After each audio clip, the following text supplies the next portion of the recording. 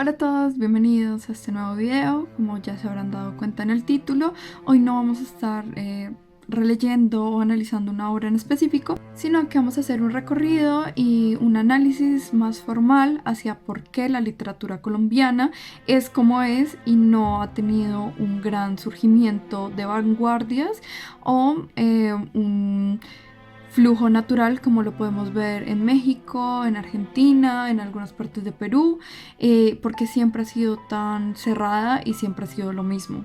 Como siempre, al principio les doy los avisos parroquiales. Voy a tener una segunda cuenta, un segundo canal de YouTube en el cual voy a estar hablando más de cosas personales, más tocando temas pues así como charlando.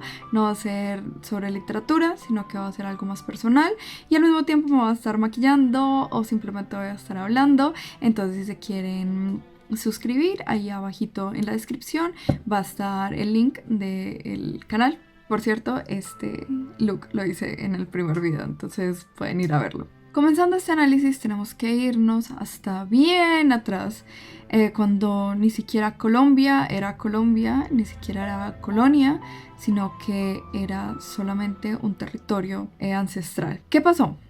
A diferencia de un país como Estados Unidos o algún país de África, nosotros fuimos colonizados, como la mayoría de Latinoamérica, por españoles. España siempre ha sido algo diferente, hablando literariamente, a todo el resto de Europa. Mientras que en Europa, en Alemania, en Inglaterra, teníamos la literatura de caballeros, de dragones, fantástica, si lo podemos decir así, mitos, leyendas.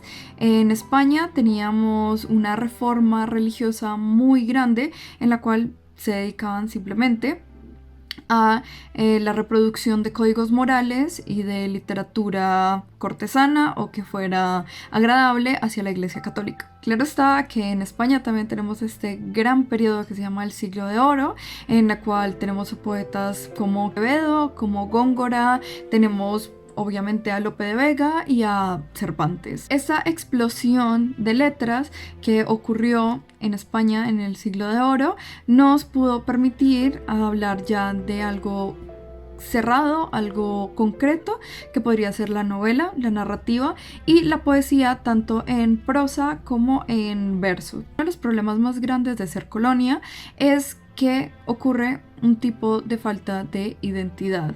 La identidad lo podemos decir como algo individual, como algo colectivo, como algo nacional, pero de eso vamos a estar hablando más adelante. Después de la colonia, a portas de la revolución, los criollos eran los que tenían el control de todo lo que tendría que ser literatura, ciencia o todos los saberes. Ocurre la independencia y ¿qué pasa?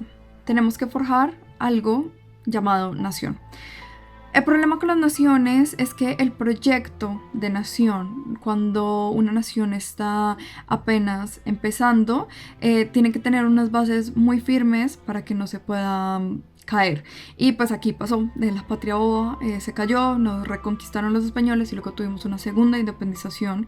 Entonces es bastante claro que en Colombia primero no tenemos esas bases firmes y segundo, lo único que nos llevó eso fue una extrema división entre la misma gente que habitaba el territorio. Tenemos ya una Colombia libre en la cual la literatura está apenas floreciendo.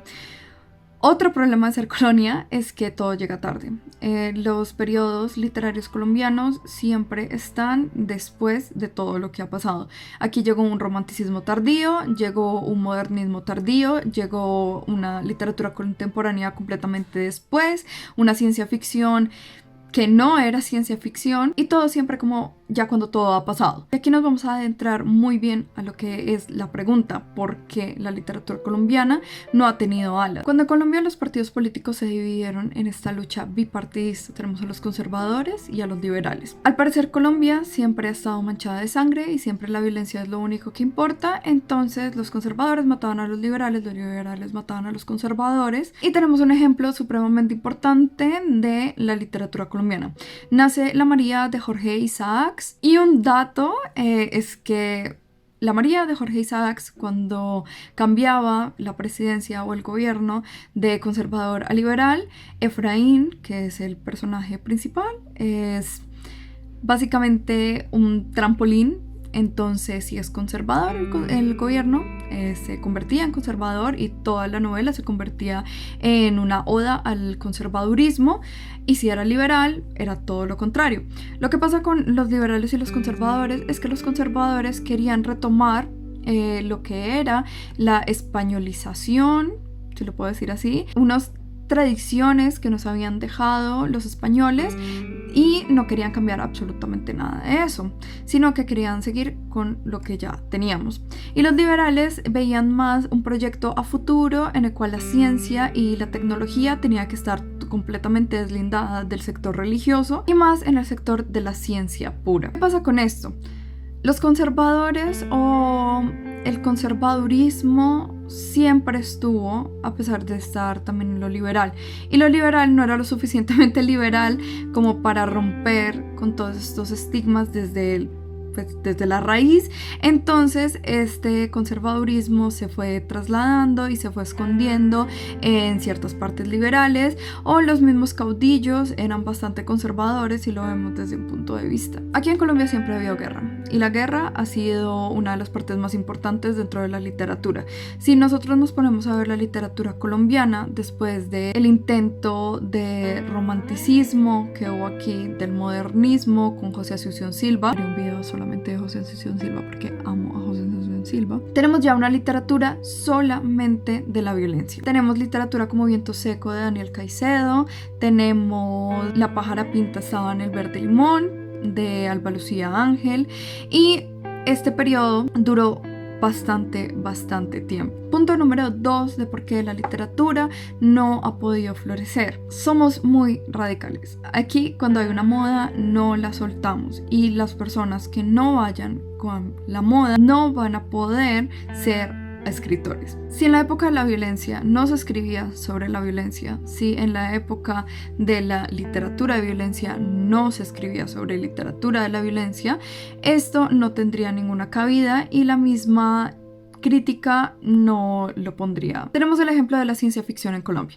La ciencia ficción en Colombia llegó muchísimo tiempo después, pero tenemos algo como Barranquilla 2132. Es un libro en el cual podemos ver unas cosas bastante interesantes sobre una ciencia ficción del futuro, de cómo el hombre podría llegar al futuro por medio de la criogenización. Tenemos que entender que esta obra salió en 1932 o está sitiada en 1932, entonces es algo supremamente innovador en la época, pero como dije, la crítica conservadorista solamente se interesaba en cierto tipo de literatura, entonces esta no tuvo gran cabida. Ya la ciencia ficción la podemos retomar ya muchísimos años después, en los 80s, en los 90s y más que todo en los 2000, con alguien como Mario Mendoza, pero Mario Mendoza después de Satanás. Si lo podemos ver desde otro punto de vista, ya cuando Gabriel García Márquez empieza a tener revuelo después de su Nobel, Colombia empieza a despertar de este sueño tan largo de la violencia, de solamente hablar y leer sobre la violencia, y empecé a imaginar sobre otro tipo de cosas ficcionales, pero siempre con un recuerdo de la tierra. Los colombianos, está dentro de su idiosincrasia, es una característica supremamente grande, que siempre hay una añoranza de un pasado que siempre fue mejor, así el pasado ni siquiera haya existido. Es un pasado y es una añoranza de la tierra, de los amigos, del contexto, siempre es, ay, tal cosa era mejor antes. Eso ha hecho que la literatura también se haya retrasado un poco, ya que no se puede hacer unos imaginarios si siempre se está pensando en el atrás, en el ayer. Y no estoy diciendo que sea malo, porque no lo es. Nosotros tenemos que conocer nuestra historia para no poder repetirla, claro está. Pero siempre estamos como en un bucle, en un círculo vicioso en el cual siempre queremos llegar a un pasado o siempre hacer lo mismo que estaba antes, porque creo, y lo puedo decir, bastante convencida. En Colombia nos encanta el dicho: es mejor un malo conocido que un bueno por conocer. El tercer punto de por qué la literatura colombiana no ha tenido la cabida que debía tener es que aquí no tuvimos ningún tipo de vanguardia. En el Cono Sur tenemos pues a Cortázar, tenemos a Benedetti, tenemos a Neruda, tenemos a toda esta gente que fue bastante crucial para que la literatura latinoamericana se empezara a pensar desde Latinoamérica y no desde los imaginarios europeos que siempre estábamos replicando. Pero aquí no pasó eso. Los escritores que se iban a París, que se iban a España, que se iban a Europa, lo único que hacían era replicar esto y no hubo esa ruptura que por lo menos tendríamos en el Cono Sur o más arribita en Perú o en Ecuador. En Ecuador con las revistas, todos estos magazines, y aquí lo más cercano que tuvimos de un tipo de vanguardia fue los nadaístas, la generación desencantada, pero no fue así como una vanguardia total, no fue una ruptura, sino que simplemente fue un grupo. Y hasta ahí se quedó. Y tampoco estoy diciendo que este video sea solamente para decir que la literatura colombiana es un asco, porque no lo es. A mí me encantan los nadaístas y de hecho me parece una experiencia supremamente buena de leer los nadaístas. O alguien como Fernando González, que tuvo una ruptura bastante grande en esta distinción entre religión y Estado, entre la literatura como literatura y no como panfleto, pero siento que no fue suficiente. Otro problema es la migración. En Argentina, muchos sabemos que la migración fue supremamente importante para lo que es ahora como nación y lo que se ha desarrollado a partir de la misma. En Argentina pues tuvimos toda esta migración de europeos, una aniquilación casi completa de los indígenas. Entonces este punto de querer entender una identidad es bastante más complejo, pero al mismo tiempo esta migración o esta identidad compuesta por otras identidades ha hecho que surgiera algo tan importante como el boom. O en México, que tenemos toda esta migración grande de los refugiados cubanos, de los refugiados españoles, de los refugiados de varias partes de Europa, y todos estos conocimientos se formaron para hacer una literatura bastante seria, una literatura importante y una literatura que es de varias viradas y no solamente de una, como también de la apropiación de las artes ancestrales y de cómo no dejaron perder ese tipo de cosas. Algunos ejemplos de poetas o de escritores que fueron exiliados y que llegaron a México sería Elena Poniatowska, tenemos a Luis Buñuel, aunque Buñuel pues era un cineasta, pero también escribía ciertas cosas, y los siguientes nombres. Por último, tenemos uno de los problemas más graves, y ha sido algo que hemos tenido desde siempre y dudamos muchísimo que se pueda erradicar por completo, y es la colonización 2.0. ¿Qué es la colonización 2.0? La colonización 2.0 es un concepto sociológico en el cual los pueblos o los territorios que fueron colonizados ya no encuentran una identidad y siempre piensan que todo lo de afuera es mejor y desprecian lo que hay adentro. Y esto no solamente pasa en la literatura, esto pasa en absolutamente todo, en las películas, en la pintura, en las artes plásticas, en las mismas cosas cotidianas o el mismo capitalismo, las mismas cosas que hacemos. Todo tiene que ver con la colonización 2.0. Nosotros no tenemos unas raíces fijas, entonces no podemos apreciar lo que es de nosotros.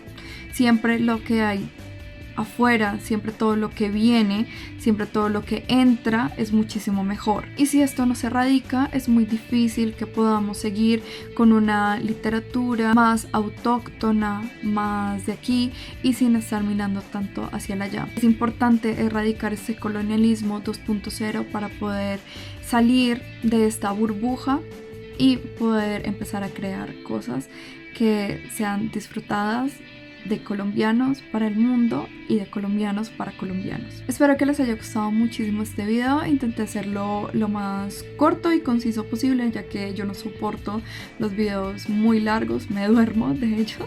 Entonces espero que se hayan sentido muy bien, que hayan aprendido curidatos interesantes, que ya puedan saber más en sus clases y entender un poco sobre el trasfondo de por qué la literatura siempre es o lo mismo o siempre son los mismos cánones. Me pueden seguir en mis redes sociales y espero que estén muy bien.